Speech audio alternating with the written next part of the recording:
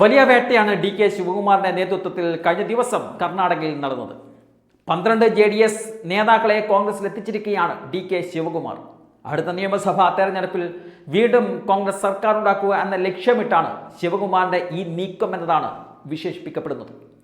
4 BJP നേതാക്കളും കോൺഗ്രസിൽ ചേർന്നിട്ടുമുണ്ട്.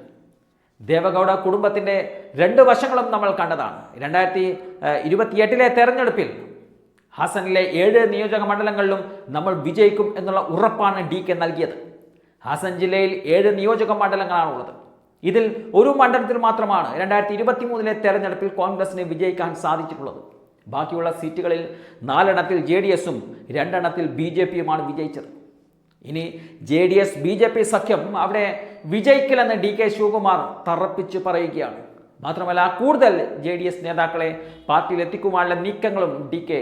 നടത്തി തുടങ്ങിയിട്ടുമുണ്ട്. JDS എന്നത് ഒരു പാർട്ടിയല്ല, അത് വെറുമൊരു കുടുംബാധിപത്യമുള്ള ഒരു സംഘടന മാത്രമാണ്. മക്കളും മരുമക്കളും മാത്രമായി JDS ചുരുങ്ങി. വൈകാതെ തന്നെ ഈ കാര്യങ്ങൾ മനസ്സിലാക്കി വലിയൊരു വിഭാഗം JDS വിടുമെന്നത് ഉറപ്പാണ്. അവർക്ക് സംരക്ഷണം നൽകാൻ തങ്ങൾ തയ്യാറാണ് എന്നതാണ് കഴിഞ്ഞ ദിവസം ഡി.കെ. ശിവകുമാർ പറഞ്ഞിരിക്കുന്നത്. എന്തായാലും JDS-ന്റെ ഏറ്റവും വലിയ ശക്തി കേന്ദ്രത്തിലാണ് ഡി.കെ.യുടെ ഈ സർജിക്കൽ സ്ട്രൈക്ക് വന്നിട്ടുള്ളത്. BJP-യുമായുള്ള സഖ്യം JDS-ൽ വലിയ തർക്കമുണ്ടായതാണ്. എന്നാൽ മുഖ്യമന്ത്രി കസേര എന്നുള്ള ഒരൊറ്റ ലക്ഷ്യത്തിൽ കുമാരസ്വാമി JDS-നെ BJP പാളയത്തിൽ കെട്ടുകയായിരുന്നു. തെരഞ്ഞെടുപ്പിൽ വലിയ തിരിച്ചടി ഉണ്ടായതോടെ വലിയ പൊട്ടിത്തെറികൾ JDS-ൽ നടന്നിരുന്നു.